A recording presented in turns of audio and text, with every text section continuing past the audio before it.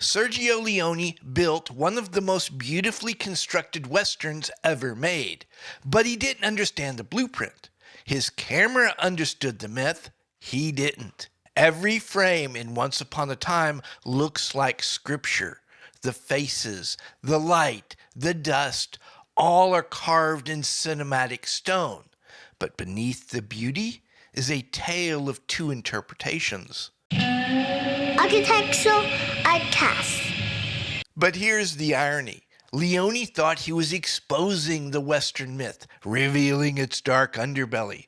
But American audiences didn't see deconstruction, they saw reconstruction.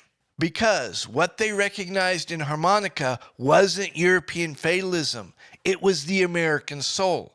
Hard, isolate, stoic, and a killer. As the literary critic D.H. Lawrence put it, it has never yet melted. Leone built a tragedy about the death of the West. Americans watched a myth about its rebirth. Leone was a master of Western visual symbolism. He knew when and where to put those symbols in his story, but he didn't always understand what those symbols meant. To understand how this could happen, how one film could have two very different interpretations, we have to look at what Leone built it from. 4 elements: violence, silence, progress, and harmonica himself. They reveal what Leone intended and what America decided to see instead. The traditional American Western has its own architecture. The church, the school, the ranch, the farmstead, false-fronted buildings, wooden sidewalks.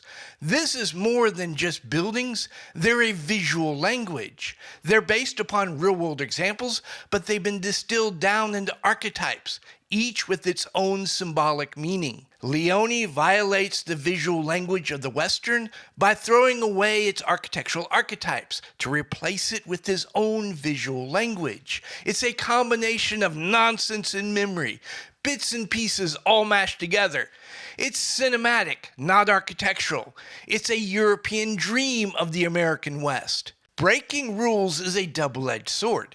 It allowed Leone to reimagine the West, to create a new mythology that allowed him to tell the story he wanted to tell. But it also gave the audience permission to break his rules, to reimagine his West in their own image. And that's where harmonica enters the story. He's a man who moves through Leone's invented West, playing 2 roles. He's a symptom of social, cultural, and moral decay, and a test of will and character. He's both what Leone is saying about the Western and why America still values it. He's the bridge between a myth that is collapsing under its own weight and a culture that keeps rebuilding it, because that culture needs to believe that that myth still has meaning. Leone films are violent. Now, they're not Peckinpah levels of violence, all raw and chaotic. They're meant to be stylized, controlled, operatic. For Leone, his violence isn't supposed to feel real, it's supposed to feel inevitable. But for American audiences, structure starts to feel like purpose, and inevitability starts to feel like justice. The film opens with violence. Jack Elam, a face people would recognize from 100 Westerns, is killed. Harmonica is wounded. It's not heroic. It's not even victorious. The violence is slow, harsh, and awkward. No one wins. Leone strips the gunfight of its romance. The quick draw becomes nothing more than a death rattle, and he reveals the dark underbelly that the Western has always hidden. That violence isn't a triumph, it's a transaction. But American audiences didn't see that. They saw the precision, the control, the cool. They saw a hero, an individual who could outlast the ritual. And then, silence. Leone's films are full of it. It's not empty silence or the lack of sound. It's silence by design. It's the space between the stuff, but those spaces are just as important as the stuff. It's the space where silence settles, where the air is still vibrating from what just happened. The silence has weight, like the pause before a hammer and a nail. Unlike the hero in a traditional American Western, Harmonica doesn't feel the need to explain himself to anyone. Not the people he encounters, and definitely not the audience. He doesn't run around telling everybody, I'm the good guy, because he doesn't have to. He lets his actions and his harmonica do the talking for him. When Harmonica meets Cheyenne, when he saves Mrs. McBain, and when he finally confronts Frank, he says almost nothing. His silence is telling the story. Leone uses Harmonica's silence to build mystery, but for the audience, that silence reads as strength.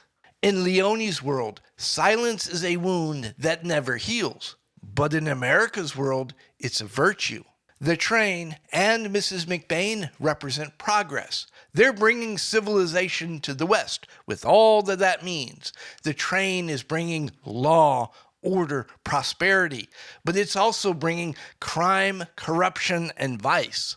In Leone's world, progress isn't salvation, it's extinction. The Old West can't survive it. By the end of the film, all three, Cheyenne, Frank, and Harmonica, reject progress and everything it stands for. Cheyenne and Harmonica leaving Mrs. McBain is Leone's version of the hero riding off into the sunset. But it's not triumphant. It's not the hero going off to have new adventures, to help new people. It's tragic. It's self-destructive. It's the instinct of men who only know how to disappear. Leone sees Harmonica walking away as an act of selfishness. He's done what he came to do. He's satisfied his vengeance, so he walks away. To Leone, this isn't noble, it's emptiness, a man defined by his purpose, but is lost once that purpose is gone. But American audiences weren't seeing what Leone saw. They saw self-sacrifice. Harmonica left Mrs. McBain so she could rebuild, so she and this new world could move on without him. For Leone, Harmonica is a ghost fading into oblivion. For the audience, he's the last cowboy riding off into the sunset. In a traditional Western, staging tells you everything. The hero always stands with their back to the town, to the church, the school, the homes. They represent civilization and order. The villain, the baddie, the black hat, always stands with their back to the wilderness, to the desert, the Badlands, the open frontier. They represent anarchy and chaos. You have a moral compass based upon geography. Leone wants his story to be morally ambiguous. There aren't supposed to be any good guys. So in the opening gunfight between Harmonica and the three killers at the train station, and at the final showdown between Harmonica and Frank, everybody has their back to the wilderness. No one is supposed to be representing civilization and order. They're all meant to be agents of chaos. Frank turns all this on its head, though, because there's no moral ambiguity about Frank. He's pure evil. Several times throughout the story, Frank asks Harmonica, "What's your problem? Why do you have issues with me?" And Harmonica gives Frank nothing. No speech, no explanation, no morality. All he does is list names of men that Frank killed in the name of progress. And that's the moment the myth shifts. Harmonica isn't acting out of selfish revenge. He's not seeking to reclaim a home, or defend civilization, or to restore order. He's become something bigger than all of that. Harmonica is the personification of vengeance, a force of nature wearing the form of a man. He moves through Leone's world like a storm that has already decided when and where it's going to strike. Leone sees him as empty, a man hollowed out by purpose. But the American audience, they saw something very different. They saw the myth incarnate, the avenging spirit of the American West returning to balance the scales. Harmonica isn't seeking justice the way a civilization would understand it. He isn't restoring order. He doesn't answer to a court or a town or even to Mrs. McBain. He is something far more ancient than all of that. Harmonica is the return of something primal, elemental, a force that can't be reasoned with, justice, as inevitable as the mournful wail of a harmonica. What do you all think? Does harmonica represent an empty ghost fading into oblivion? Or is he the last cowboy riding off into the sunset? Or something completely different? Tell me down below in the comments. At any rate, I hope I've given you all something to think about, and until next time, you all be safe. If you all are still here, thank you very much. I really appreciate it. While you're at it, why don't you like this video, subscribe to the channel, click that notification bell. You can hear me yammer on about something else next time. And feel free to share this video far and wide. Please like and subscribe.